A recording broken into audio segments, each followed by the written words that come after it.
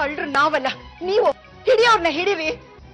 ಮೇಲವರಿಂದ ನಿಮ್ಗೆ ಒತ್ತಡ ಬಂದಿರ್ಬೇಕು, ಕಾಡುಗಳನ್ನ ಹಿಡೀರಿ ಅಂತ.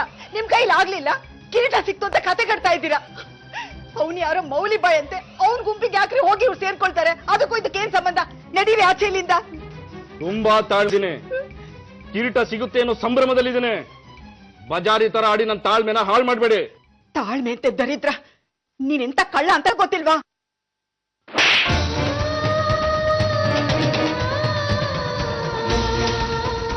ಏನ್ ಮಾಡ್ತಿದ್ದೆ ಪುಟ್ಟರಾಜು?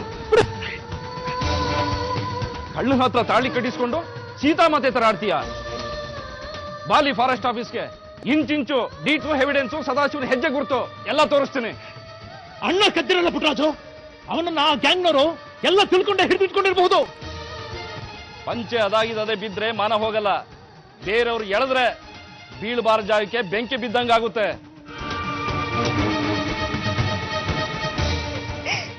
ಇನ್ನೊಂದು ವಿಚಾರ, ಅವತ್ತು ದೇವಸ್ಥಾನದಲ್ಲಿ ಸದಾಶಿವೊಂದು ಕೇಶಮುಂಡನ ಕಾರ್ಯಕ್ರಮ ಇತ್ತು. ಆದ್ರೆ ಇವತ್ತು ಪಾರ್ವತಿದು ಎಲ್ಲಿ ಮಾಡಿಸ್ತೀರಿ ನೀವೇ ಯೋಚನೆ ಮಾಡಿ. ಸದಾಶಿವ ಮೊಬೈಲ್ ಜೊತೆಗಿದ್ದಾನೆ. ಗುಂಡಿನ ಕಾಳಗದಲ್ಲಿ ಹೋದ್ರೂ ಹೋಗ್ಬೋದು, ನಮಗೆ ಕಿರೀಟ ಮುಖ್ಯ. ತಗೊಳಮೆ, ಬರೋ ನೆಂಟ್ರಿಗೆ ಭರ್ಜರಿ ಔತಣ ಮಾಡಕಮ್ಮೆ, ಉಪ್ಪು ಖಾರ ಜಾಸ್ತಿ ಇರ್ಲಿ.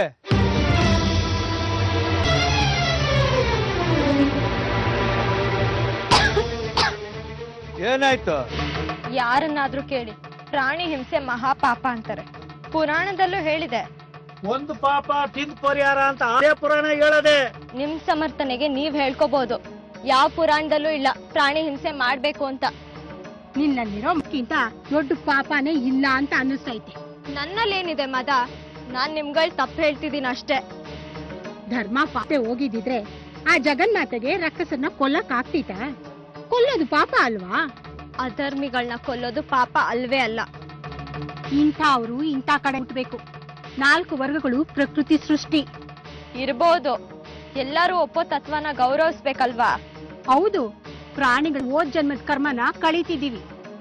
ಪಾಪ ಸುತ್ಕೊಳ್ಳತ್ತೆ ನೀವ್ ಹಾಗೆ ಭಾವಿಸಿದ್ರೆ ಮುಂದಿನ ಜನ್ಮದಲ್ಲೂ ಹೀಗೆ ಹುಡ್ತೀರಾ. ಕರ್ಮೇಶಗಳನ್ನ ಕಳೆದ್ರೆ ಪುಣ್ಯ ಬರುತ್ತೆ.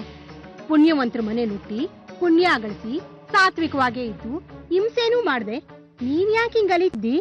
ನನ್ ಹಣೆ ಬರಹ. ನಮ್ದು ಹಂಗೆ ಅಂತ ಭಾವಿಸ್ಬೇಕು. ಮಾಡೋ ಕೆಲ್ಸದಿಂದ ದೊಡ್ಡ ಜನ ಚಿಕ್ಕ ಜನ ಅಂತ ಯಾಕೆ ಗುರ್ತಿಸ್ತೀಯ? ನಿರಕಾರ ನಾವು ಕಟ್ಟಿಕ್ರಯ್ಯ, ನೀರ್ ಕೇಳಿದಾಗ ನಾವು ಕೊಟ್ವಲ್ವಾ? ಇಲ್ಲ ಅಂತ ತೊಳ್ಳದ್ವಾ? ಸೌಜನ್ಯ, ಸಂಸ್ಕಾರ, ಪುಣ್ಯ ಎಲ್ಲ ಬರು ಒಬ್ರು ಇನ್ನೊಬ್ರು ಪರಿಸ್ಥಿತಿ ನೀಗಿಸ್ದಾಗಲ್ವಾ?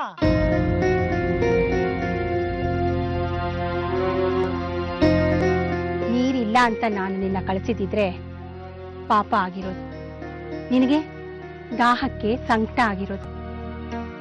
ನಿನ್ನಜ್ಜಿ ಹೊಟ್ಟೆಲಿ ನಾನು ಹುಟ್ಟಿದಿದ್ರೆ ನೀನ್ ನನ್ ಮಗಳಾಗಿರ್ತಿದೆ ಅಲ್ವಾ?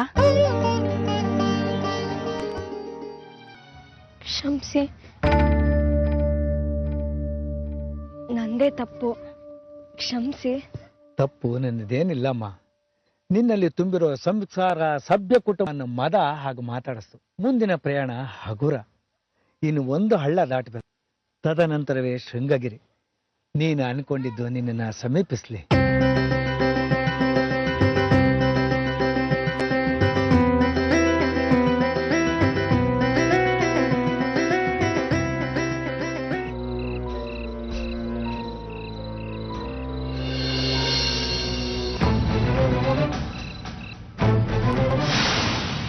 ಅವತ್ತು ದೇವಸ್ಥಾನದಲ್ಲಿ ಸದಾಶಿವ ಕೇಶಮುಂಡನ ಕಾರ್ಯಕ್ರಮ ಇತ್ತು. ಆದ್ರೆ ಇವತ್ತು ಪಾರ್ವತಿ ಎಲ್ಲಿ ಮಾಡಿಸ್ತಾರೆ ನೀವೇ ಯೋಚನೆ ಮಾಡಿ.